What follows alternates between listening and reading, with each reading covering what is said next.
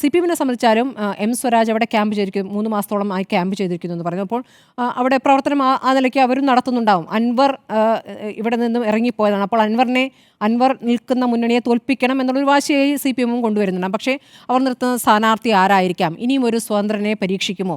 ഇനി അപ്പുറത്തുനിന്നും ആരെങ്കിലും വന്നാൽ പാലക്കാട് കണ്ടതുപോലെ അങ്ങനെ എന്തെങ്കിലും ഒരു പരീക്ഷണത്തിന് ശ്രമിക്കുമോ എന്നൊക്കെയുള്ള ചോദ്യങ്ങളുണ്ട്.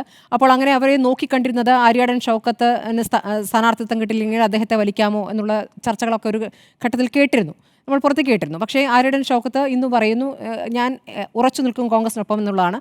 ആര്യാടൻ ഷൗക്കത്ത് ആകുമോ സ്ഥാനാർത്ഥി? എന്നാൽ ജോയ്ഫുള്ളായ വിജയമായിരിക്കുമെന്നൊക്കെ നേതാക്കൾ പറയുമ്പോൾ അത് VS ജോയ് ആയിരിക്കുമോ എന്നുള്ള സംശയം തോന്നുന്നു. VS ജോയ് ആപ്റ്റായ സ്ഥാനാർത്ഥിയാണ് എന്ന് ഇവർ തന്നെ നടത്തിയ ചില സർവേകൾ പറയുന്നുള്ളതാണ് അദ്ദേഹത്തിന് അനുകൂലമായ ഘടകമായിട്ടുള്ളത്. മാത്രമല്ല DCCകളൊക്കെ പൊളിച്ചു പണിയുമ്പോൾ വളരെ ചുരുക്കം DCCകൾ മാത്രമേ നിലനിർത്താൻ ഉദ്ദേശിച്ചിട്ടുള്ളൂ. നന്നായി പ്രവർത്തിക്കുന്ന ഒരു DCC കൂടിയാണ്. അപ്പോൾ ആ നിലയ്ക്കും അദ്ദേഹം അവിടെ സ്വീകാരനാണ്. പക്ഷേ പാർട്ടിക്കകത്തെ ചില വിഷയങ്ങൾ, അവിടെ ഒരു പ്രതികൂല സാഹചര്യം, ആര്യാടൻ ഷൗക്കത്ത് നേരത്തെ മത്സരിച്ച് തോറ്റിട്ടുള്ളതാണെന്നൊരു സാഹചര്യം കൂടി അവിടെയുണ്ട്.